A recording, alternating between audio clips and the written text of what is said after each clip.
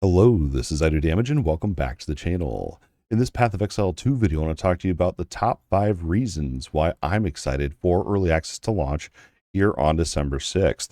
I think everyone else is waiting eagerly for this game to launch and to see how it's all going to play out. At the time of recording, I believe we're about 4 days away from the start of early access. You can buy your way in with $30, or if you've played Path of Exile 1 and you've spent $480 or more lifetime, you're kind of vetted in that way, and they'll give you a key to the early access version as well. Now, there's a lot of reasons to be excited for Path of Exile 2. I do think this will be one of the top action RPGs, and I think this will also help form and hopefully change the genre for the better. If you're like me, I love all action RPGs. I like to check them all out. Diablo 4, last Epoch. I even love Diablo 3, Diablo 2 with all the different mods, Grim Dawn, all the action RPGs and all the indie action RPGs as well. I just love checking out a new action RPG. Now, Path of Exile 1 is one that I've been addicted to for quite some time. I haven't played it like religiously recently just because I've been distracted with other games like Diablo 4 because it's more new. But I recently, while waiting for Path of Exile 2, got re-addicted to PoE 1 and actually set out the newest season on Dwarven Realms, which if you've seen our Dwarven Realms videos, new season launched there.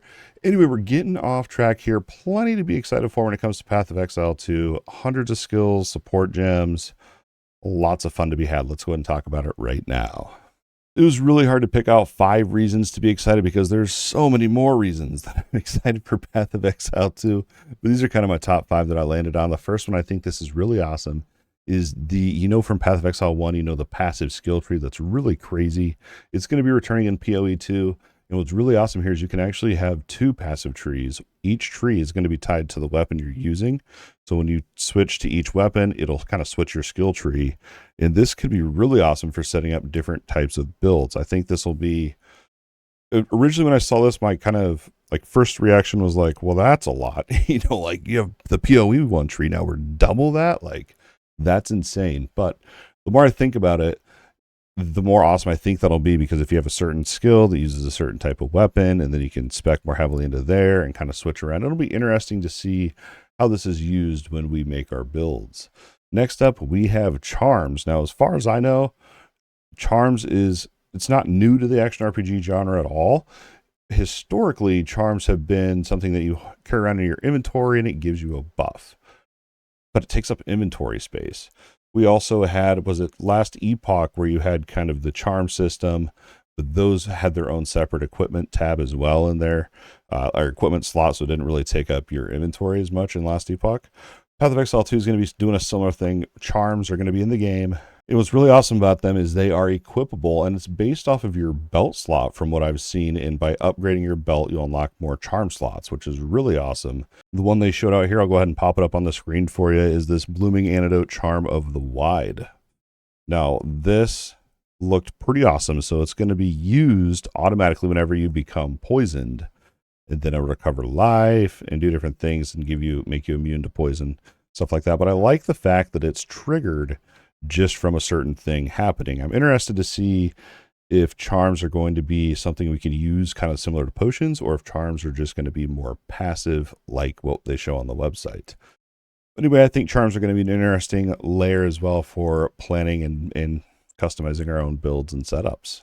Another thing I'm really excited for with Path of Exile 2 is the difficulty of the game. Path of Exile 1, to me, was really challenging when you very first start off, but the more you learn about the game, I wouldn't say it becomes easier, it becomes more manageable in a way.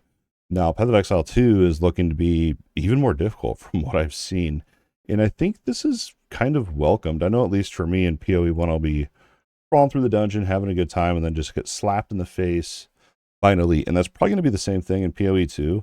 But I'm hopeful that in PoE 2, we're rewarded with more strategic gameplay with our dodges, moving out of the way. And we are rewarded for that in PoE 1 as well. Hopefully more so in PoE 2. It's going to be WASD movement. I'm excited for this difficulty. Not really change, but the high level of difficulty, I guess. The only thing I'm really concerned about here is how much this will actually kind of slow down the gameplay. Hopefully it's not so much that you can only really do one pack at a time. Hopefully you can still pull a bunch of mobs and, hack and slash them down. and stay true to that. But time will tell. It'll be interesting, and I think we will be able to probably just blast our way through some pretty awesome builds eventually. The difficulty is also going to play more into a little bit more of the end game that we're going to talk about here in a little bit. But next, I want to go ahead and talk about, so the difficulty is a little bit higher, but Path of Exile 2 is seemingly more approachable. Path of Exile 2 has so much hype. There's going to be new players that have maybe never played Path of Exile before. Maybe people are new to the action RPG genre and really don't even know. And I'm trying to do that in my videos to remember that instead of just assuming everyone has a little bit of background action RPG knowledge.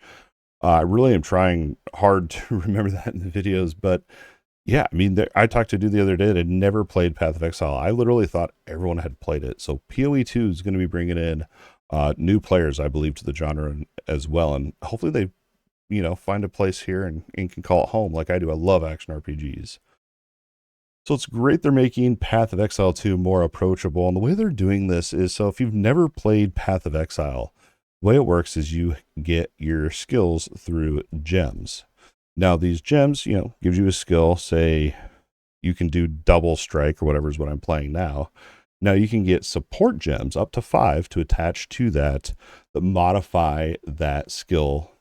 And it literally can change the entire gameplay. You can convert the element, you can make a multi-strike, you can make it do a bunch of different things that it's awesome. Because it takes it away from just like having a skill tree like we see on Last Epoch or even Diablo 4 in a sense, and it puts it onto how you link up and match these different gems that are available in the game through ability gems and support gems. I absolutely can't wait to see what all builds we can come up with. The other part of this too, and I'm not sure if this is how it's going to play out, but it looked like from what I've seen, so in Path of Exile 1, when you want to find a specific gem for your build, like me, like I don't look up build guides. I'll just play through and I'll go, I wonder if I can get a life on hit or a leech support gem for the skill, because maybe I can't heal up enough or whatever. I have to hop around to different vendors to find that gem. Now you can just go into Google and it'll tell you specifically where to go. My point is, in Path of Exile 1, you're having to hop from town to town, trying to find the exact vendor that sells the specific gem you want. Now, it looks like in PoE 2, you're going to find your gems, and those are going to be engraved into like a UI. So you're not going to have to go out and like hop around different towns to find gems. I could be totally wrong on that, but if that's the way it is, that will be much more manageable and approachable, I think, for all players. While we're talking about skills are also going to be tied to your weapon type as well. So this will be an interesting thing. And yeah, the UI, it does look way more approachable. There is a toggle in there to show every single gem that you've collected if you want to. But by default, I believe it's turned on so that it kind of shows you what's recommended for your current setup, which I think will be good for new players. So you can kind of pinpoint like which gems actually work for your skills, because not all support gems work with every skill in the game. For example, a buff duration support gem, while it works with buff abilities, a buff duration support gem would not really work with double strike because it's not providing a buff, it's dealing damage. So hopefully they have it. It's really crystal clear in PoE 1 what works and what doesn't work with what. So I think they'll carry that over into PoE 2. Last but not least here, and I am super pumped for the end game. The end game in PoE 2 looks really, really promising. They've taken seasonal content from PoE 1 and kind of reworked it into the end game in PoE 2. And I think it's going to be really awesome. It's going to tie into your skill tree so that you can modify what you're doing so you get more rewards, make it more difficult, things like that. There's all sorts of different things. You have Breach, where you open up a demon rift, and the more you kill, the longer the breach stays open. You have the Expedition, where you blow up treasures and spawn more monsters. There's the Ritual, and there's also the Delirium. I think all 4 of those are old seasons from PoE 1 that are reworked and kind of changed into PoE 2.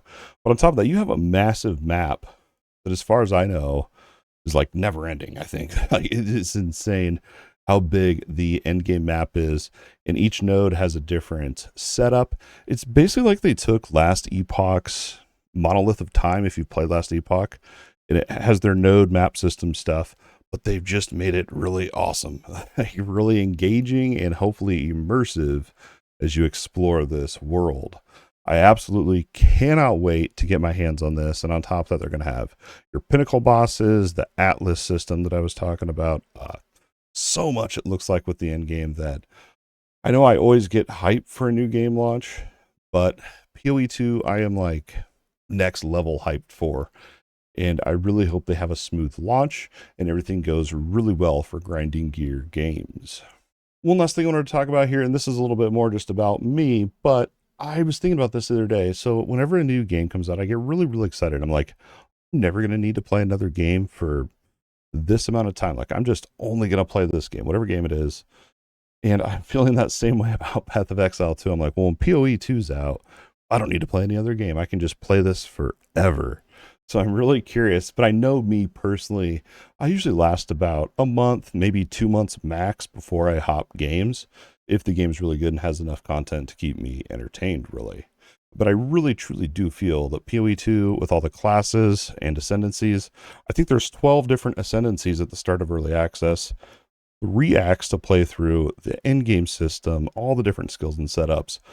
I really feel there's going to be a lot here to dig into with Path of Exile 2. Thank you so much for hanging out with me here today, and that's going to wrap it up for this Path of Exile 2, my top 5 reasons why I'm excited for early access.